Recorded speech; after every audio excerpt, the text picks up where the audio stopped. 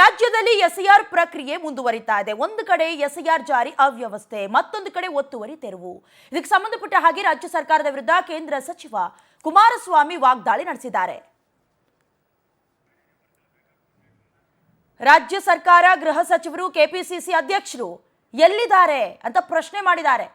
ಪ್ರತಿದಿನ ಎಲ್ಲದಕ್ಕೂ ರಿಯಾಕ್ಷನ್ ನೀಡೋರು ಈಗೆಲ್ಲೋ ಹೋಗ್ಬಿಟ್ಟಿದ್ದಾರೆ ಅಂತ ಪ್ರಶ್ನೆ ಮಾಡಿದ್ದಾರೆ. ಹಾದಿ ಬೀದಿಯಲ್ಲಿ ಎಸ್ಐಆರ್ ಪ್ರಕ್ರಿಯೆ ಬಗ್ಗೆ ಚರ್ಚೆ ಆಗ್ತಾ ಇದೆ. ರಾಜ್ಯ ಚುನಾವಣಾ ಆಯುಕ್ತರಿಗೆ ಸರ್ಕಾರದಿಂದ ಡೈರೆಕ್ಷನ್ ಇದೆಯಾ? ಹೀಗಂತ ಕೇಂದ್ರ ಸಚಿವ ಕುಮಾರಸ್ವಾಮಿ ರಾಜ್ಯ ಸರ್ಕಾರದ ವಿರುದ್ಧ ಕಿಡಿಕಾರಿದ್ದಾರೆ. ತೆರವು ಒಂದ್ ಕಡೆ, ಅದ್ರ ಜೊತೆ ಇಲ್ಲಿ ನಾನು ಹೇಳ್ತಾ ಇರೋದು ಈ ಎಸ್ಐಆರ್ ವಿಷಯದಲ್ಲಿ ಆದಿ ಬೀದಿಲಿ ನಡೆಸ್ತಾ ಇದ್ದಾರೆ. ಈ ಸರ್ಕಾರಕ್ಕೆ ಏನಾದ್ರೂ ಗೌರವ ಮಾನ ಮರ್ಯಾದೆ ಇದ್ರೆ ಇವು ಸರ್ಕಾರದ ಅಧಿಕಾರಿಗಳೇ ಹೋಗಿರೋದಲ್ಲಿ, ಇಲ್ಲ ಚುನಾವಣಾ ಆಯುಕ್ತರಿಗೆ ಇವರಿಂದ ಏನ್ ಡೈರೆಕ್ಷನ್ ಹೋಗಿದೆ, ಈ ತರ ನಡೀತಿದೆ ಆಕ್ಷನ್ ತಗೊಳ್ಳಿ ಅಂತ ಹೇಳಿದಿರಾ?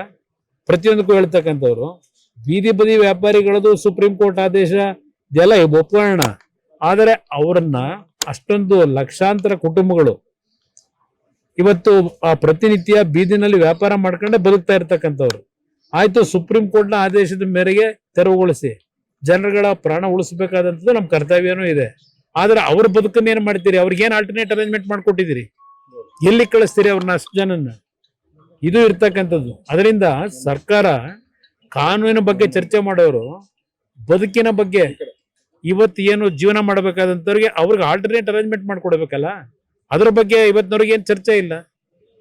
ಏನ್ ಮಾಡ್ತೀವಿ ಅಂತ ಹೇಳಿ ಏಕಾಏಕಿ ಅವ್ರನ್ನ ಖಾಲಿ ಮಾಡಿಸಿ ಅವ್ರು ಎಲ್ಲಿಗೆ ಹೋಗ್ಬೇಕು?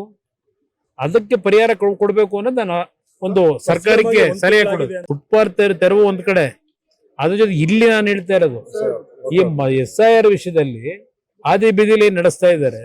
ಈ ಸರ್ಕಾರಕ್ಕೆ ಏನಾದ್ರೂ ಗೌರವ ಮಾನ ಮರ್ಯಾದೆ ಇದ್ರೆ ಇವು ಸರ್ಕಾರದ ಅಧಿಕಾರಿಗಳೇ ಹೋಗಿರೋದಲ್ಲಿ, ಇಲ್ಲ ಚುನಾವಣಾ ಆಯುಕ್ತರಿಗೆ ಇವರಿಂದ ಏನ್ ಡೈರೆಕ್ಷನ್ ಹೋಗಿದೆ, ಈ ತರ ನಡೀತಿದೆ ಆಕ್ಷನ್ ತಗೊಳ್ಳಿ ಅಂತ ಹೇಳಿದಿರಾ?